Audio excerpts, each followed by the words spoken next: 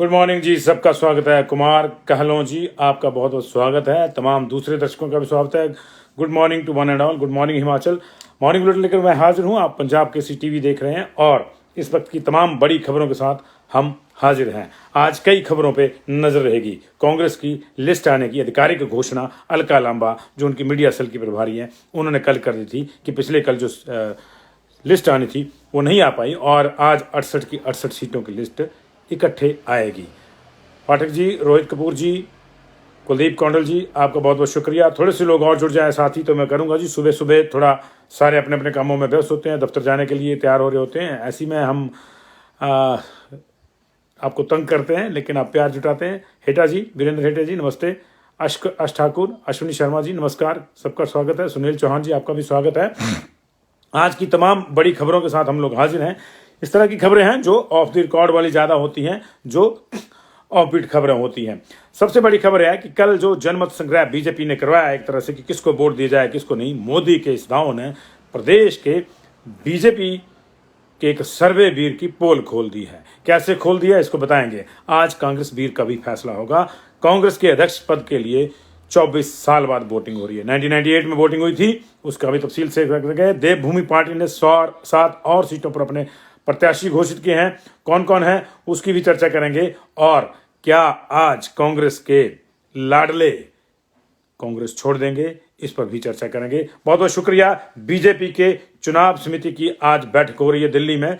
कल छोटी टोली रात को बैठी थी। छोटी टोली कुछ तय कर पाती, इससे पहले बड़ी टोली ने कुछ ऐसा कर दिया कि छोटी टोली के मंसूबों पे पानी भी फिर सकता है।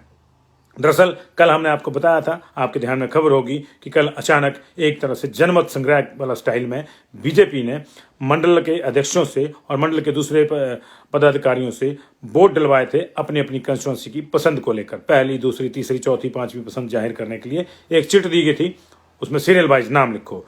किसने क्या लिखा इसका पता अब बीजेपी हाईकमान को लग गया है। बाई एयर पेटियां आई थी, बाई एयर पेटियां गई और इनकी गिनती भी हो गई है। अंदर की बात यह है कि इस सारे प्रोसेस ने एक ऐसे प्रोसेस की पोल खोल दी है जिसको लेकर बीजेपी में काफी रोष था। अंदर ही अंदर लोग भड़के हुए थे, लेकिन कोई खुलकर नहीं कह पा रहा था। बीजेपी का एक सर्वे वीर लंबे समय से अपने स्टाइल में सर्वे करवा रहा था। इसको हरा दो, उसको जितवा दो, ये सर्वे में हो रहा था। ये कहने में हमें कम से कम कोई गुरेज नहीं है। इस सर्वे को लेकर पार्टी के अंदर कई इफ्स एंड बट्स थे, कई क्वेश्चन थे। कुछ लोगों को लग रहा था कि उनको सर्वे में जानबूझकर पीछे बताया जा रहा है और कुछ लोगों को यह भी लग रहा था कि जिनको आगे बताया जा रहा है वो वास्तव में आगे नहीं पीछे हैं। आगे पीछे के इसी चक्कर के चलते बीजेपी में आक्रोश था। कुछ पदाधिकारियों तक, प्रभारियों तक, सह प्रभारियों तक जब ये बात गाहे बगाहे पहुंची कि जनाब हमारी स्थिति ये है और हमारी स्थिति ये बताई जा रही है, दूसरे की स्थिति वास्तव में ये है, जबकि बताई बहुत बढ़ा चढ़ा के जा रही है, इस सर्वे पे हमको शक है। जब ये सारी चीजें ऊपर पहुंची तो ऊपर वाले चुपचाप मौनी बाबा बनकर देखते रहे। एंड तक उन्होंने ऐसा कोई संकेत नहीं दिया कि सर्वे वीर को लगे कि उसके सर्वे की जो सियासत है वो कहीं गड़बड़ा रही है। सब कुछ ठीक चल रहा था, लेकिन अचानक बीते कल का जनमत संग्रह हो गया और अब स्थिति यह है कि उस जनमत संग्रह ने उस सर्वे की भी पोल खोल दी है।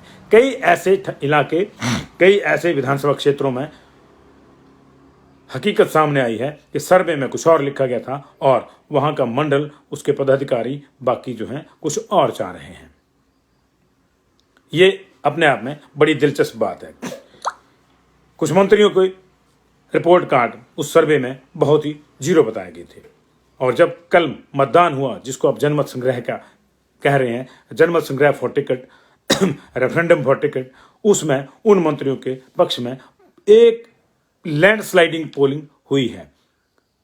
3 मंत्री ऐसे भी थे कि वहां 30 से ज्यादा वोट पड़े और सारे के सारे उन्हीं के नाम को, एकमात्र नाम को लोगों ने लिखा। यानी मंडलों पे, मोर्चों के अध्यक्षों पे और जो बीचे नीचे टीम बनी है बीजेपी की, उस पे उन मंत्रियों का पूरा नियंत्रण कह लें, पूरा प्रभाव कह लें, या उस टीम को अपने मंत्री पे विश्वास कह लें। आप इसको जिस तरह से भी परिभाषित करें या आप पर छोड़ देते हैं, लेकिन वास्तविकता यही है कि वहां पर स्थितियां कुछ उलट निकली। सर्वे में, सर्वे वीर के सर्वे में मंत्री जो थे या कुछ एमएलए भी थे, उनको थोड़ा कमजोर या बहुत कमजोर बताया जा रहा था। यहां तक रिकमेंड कर दिया गया था कि बदल दो, या कहीं और भेज दो। लेकिन जब स्थितियां कल के सर्वे की आई, जो माननीय प्रधानमंत्री नरेंद्र मोदी जी ने अचानक करवाया, तो मामला पलट गया। अब स्थिति ये है कि आज की बैठक में यह संभव है कि उस सर्वेवीर से पूछा जाए कि जनाब, आपका सर्वे ये कह रहा था और जो पोलिंग हुई है वो ये कह रही थी, इसमें दिन और रात का, जमीन और आसमान का अंतर क्यों है? सर्वेवीर को जवाब देना होगा। किस तरह से देते हैं हमें नहीं पता, लेकिन अंदर कुछ हैं जो हमें बता देंगे कि तब सर्वेवीर की हकीकत, शक्ल, अक्ल को क्या हो गया था। ये हम आपको जरूर बताएंगे बाद में कि क्या हुआ अंदर की बात। और फिलहाल इस पर नजरें हैं। माना यह जा रहा है कि बीजेपी आज देर शाम तक, ये कल किसी भी समय अब फैसला आज ले लेगी और उस सीट जो सूची है उसको क्लियर कर दिया जाएगा।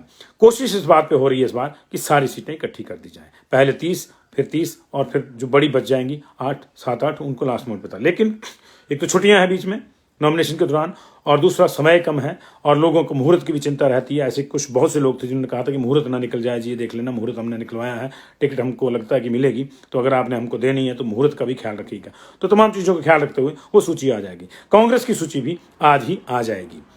कल अलका लांबा ने, जो मीडिया सेल की प्रभारी हैं, नेशनल प्रभारी हैं, उन्होंने कहा था कि आज सूची नहीं आ पाई, कल आ जाएगी और इकट्ठी की इकट्ठी 68 की आएगी। लेकिन ये आएगी 68 की नहीं आएगी, इस पे संशय है।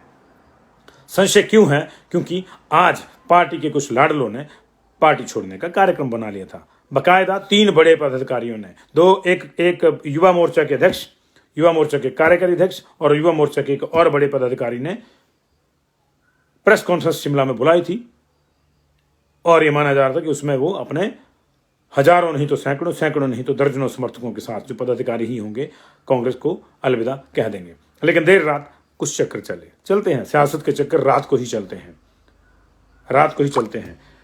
रात को पहले डिसाइड हो गया था कि श्री राम जी का राज्याभिषेक होगा और सुबह होते होते वनवास की नौबत आ गई। यही सियासत है, यही राजनीति है, यही राज की नीति है। राज मिले तो बन राम ही दीना, कह कई की मति हरी लीना। तो ये सारी चीजें चलती हैं जी, इप्स एंड बट्स सारे चलते हैं, चक्कर चलते हैं। तो रात को चक्कर चला, हाईकमान ने इंटरवीन किया और अब ये नेता फिलहाल प्रेस कॉन्फ्रेंस नहीं कर रहे हैं। अब नहीं कर रहे हैं तो इनका यह भी कहना है कि टिकटों पे पुनर्विचार की बात हुई है।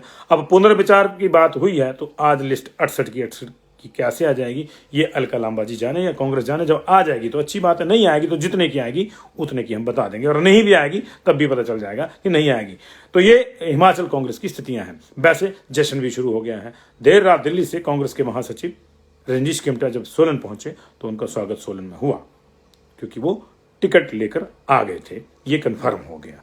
ये कन्फर्म वैसे उन्होंने बाद में किया, उनके जश्न ने बाद में किया। ये सुभाष मंगलेट, जो चौपाल से उनके पैरेलल टिकट चाह रहे थे, दावेदार थे, उन्होंने कन्फर्म कर दिया था जब उन्होंने कह दिया था कि कांग्रेस से, बीजेपी से खैर नहीं, बैर नहीं, शुक्ला जी की खैर नहीं। तो वह तभी तय हो गया था कि उनका टिकट जो है, खैरियत नहीं है टिकट के मामले पर उनमें।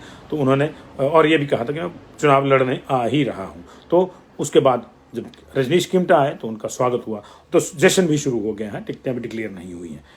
बीजेपी में भी बहुत से लोगों को तो पता है कि हमको ही मिलना है, लेकिन जिनको लेकर इप्स एंड बट्स थे, अब उस पर भी नए सिरे से सोचा जाएगा, क्योंकि सर्वेवीर के सर्वे में और जो प्रधानमंत्री नरेंद्र मोदी की डायरेक्शन के बाद एक वोटिंग हुई है कल, उसमें थोड़ा अंतर बहुत ज़्यादा पाया गया है। कई जगहों पे बिल्कुल रिवर्स अंतर पाया गया, यानी 90% पोलिंग हुई है किसी एक कैंडिडेट के पक्ष में और सर्वे में वो कैंडिडेट जो है सिर्फ 10% बताया गया है। ये चक्कर है। ये चक्कर क्या है ये भी साफ हो जाएगा, ज़्यादा दिन नहीं लगेंगे। तो ये मामला है। लेकिन आज कांग्रेस पार्टी पे कहीं और भी नजर रहेगी। कांग्रेस को आज कांग्रेस का वीर कौन होगा ये भी तय हो जाए। मल्लिकार्जुन खड़गे होंगे या शशि थरूर होंगे। आज वोटिंग हो रही है जी, 9,000 से ज़्यादा voter, to be exact 9,800 voter जो हैं अलग अलग जगहों पे, लगभग 100 से अधिक जगहों पे मतदान करेंगे। इसमें पीसीसी के डेलीगेट, बाकी डेलीगेट सारे कुल मिला के 9800 के आसपास हैं। ये कांग्रेस अध्यक्ष के लिए पोलिंग करेंगे। 24 साल बाद ये चुनाव हो रहा है। 24 साल पहले 1998 में चुनाव हुआ था और तब जितेंद्र प्रसाद के खिलाफ, if I am not wrong, तो जितेंद्र प्रसाद ही थे उस समय जी। और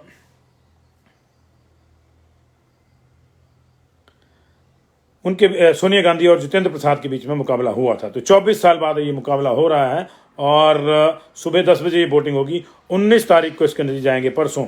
आपको नतीजों का इंतजार करने लगेगा, के लिए जो है थोड़ा इंतजार करना पड़ेगा। तो ये 19 तारीख को नतीजे आ जाएंगे, लेकिन उससे पहले पिछले 24 साल से गांधी परिवार ही अध्यक्ष है। राहुल गांधी 1998 से 2017 तक सोनिया गांधी रही, 2017 से 19 तक राहुल गांधी रहे और 19 से अब तक फिर से जो है सोनिया गांधी अध्यक्ष हैं जी। तो ये 137 साल के पूरे इतिहास में छठी बार मतदान हो रहा है कांग्रेस के अध्यक्ष के लिए। 137 साल के इतिहास में छठी बार और 24 साल बाद पहला मौका है ये। तो इस तरह से सारा मामला है। तो सबकी नज़रें जो हैं आज इसी बात पे रहने वाली हैं कि क्या होगा क्या नहीं होगा। तो इन चीज़ों के ऊपर हमारी भी नज़र है और पूरी वोटिंग का प्रक्रिया आपको दिखाते रहेंगे। नतीजे तो 19 को आएंगे, तभी पता चलेगा जी। और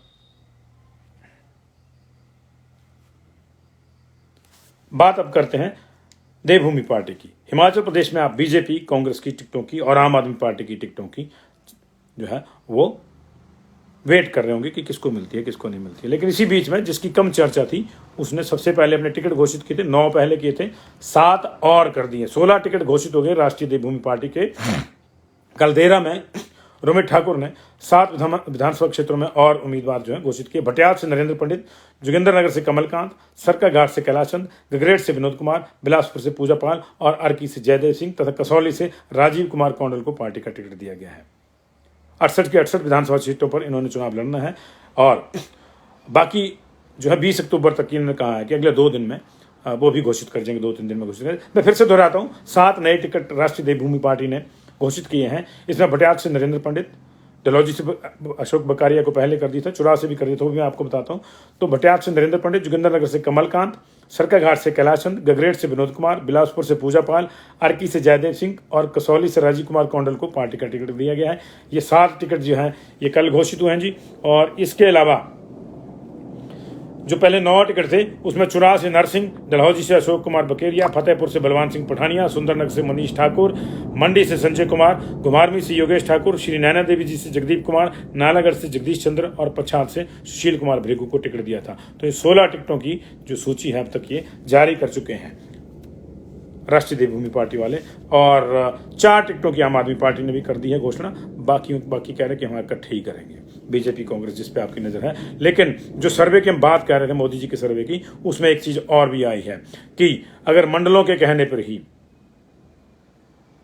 टिकट देनी है तो काजल, लखविंदर, प्रकाश राणा और अनिल शर्मा का हशर भी देखने वाला होगा, क्योंकि यहाँ के मंडलों की जो वोटिंग है वो भी कुछ और कहती है। तो क्या अब पार्टी इनको टिकट नहीं देगी, ये सोचना होगा। और अगर टिकट नहीं देती है तो क्या ये भी होशियारी में पाएंगे, ये भी सोचना होगा। समझ रहे ना आप, होशियारी महंगी पड़ती है कई बार। तो क्या इसमें से भी किसी को होशियारी महंगी पड़ेगी भी, किसी को का मतलब किसी को पड़ चुकी है पहले, किसको पड़ चुकी है आप मुझसे ज़्यादा बेहतर जानते हैं। तो क्या इनके टिकटों का क्या होगा, क्योंकि कल कांगड़ा का पूरा मंडल वोटिंग के बाद, इस वोटिंग के बाद एक जगह बैठा था और उन्होंने बाकायदा प्रेस नोट जारी करके कहा था कि ऐसे व्यक्ति को ही टिकट दिया जाए जो पार्टी का कर्मठ कार्य करता है, बरसों से पार्टी में दरी, डंडा, झंडा, लेटी, पोस्टर लगाने का, उठाने का काम करता रहा है। ना कि पवन काजल को। उन्होंने साफ लिखा था कि पवन काजल को टिकट न दिया जाए, जो कुछ दिन पहले तक माननीय प्रधानमंत्री और माननीय गृह मंत्री और बीजेपी को कोसते थे, उनको गरियाते थे, इसलिए उनको टिकट नहीं दिया। तो अब देखना होगा कि अगर वो जनमत संग्रह इसलिए करवाया गया है कि उसके आधार पर टिकट मिलनी है, तो इनका क्या होगा, काजल का क्या होगा, लखविंदर का क्या होगा, प्रकाश राणा का क्या होगा और अनिल शर्मा का क्या होगा। अनिल शर्मा के भी जब उन्होंने ज्वाइन की थी बीजेपी, एकदम ज्वाइन क्या, उन्होंने छोड़ी तो नहीं थी कभी भी, जब उन्होंने कहा था कि वो बीजेपी से ही लड़ेंगे, क्लियर कर दिया था जब मंडी रैली के बाद, तो उसके बाद एक बैठक में उनको भी कार्यकर्ताओं का रोष झेलना पड़ा था कि आपको मंच पे अपनी कुर्सियों की जरूरत पड़ी है, लेकिन हमारी जो स्थिति कार्यकर्ता की कुछ और है। तो बहुत बहुत शुक्रिया जी आपका इस जुड़ाव के लिए। आप जुड़ते सुबह सुबह भी आप अच्छी संख्या में जुड़े, बहुत बहुत शुक्रिया। इसको शेयर भी कर दीजिएगा। रात तक कई चीज़ें बदलेंगी और फिर रातों रात भी कई चीज़ें बदलती हैं, यही पॉलिटिक्स है जी। तो अगर जो, जैसे कि मेरे एक दर्शक कह रहे हैं, इसलिए मैं दोहरा रहा हूँ कि अगर तो इस जनमत संग्रह की जो कल वोटिंग हुई इसके आधार पर वोट दिए गए तो कुछ और मामला होगा। अगर इसको एक साइड रख के जो पहले वाला सर्वे उसके आधार पर ही दिए गए तो कुछ और होगा। लेकिन ऐसी स्थितियों में फिर विद्रोह की भी संभावना हो जाती है। विद्रोह तो होगा ही होगा, कितनी जगह होगा ये देखना होगा। बहुत बहुत शुक्रिया। फिलहाल कांग्रेस ने विद्रोह को रोकने की कोशिश करी है। उसके जो लाडले युवा कांग्रेस वाले आज युवा कांग्रेस छोड़ने की या कांग्रेस छोड़ने की बात कर रहे थे, जिन्होंने प्रेस कॉन्फ्रेंस बुलाई थी, वो प्रेस कॉन्फ्रेंस फिलहाल टाल दी गई है क्योंकि इंटरवीन हुआ है कुछ उनके मुताबिक। क्या हुआ है वक्त बताएगा। बहुत बहुत शुक्रिया। दिन भर दूसरी खबरों के लिए बने रहिए।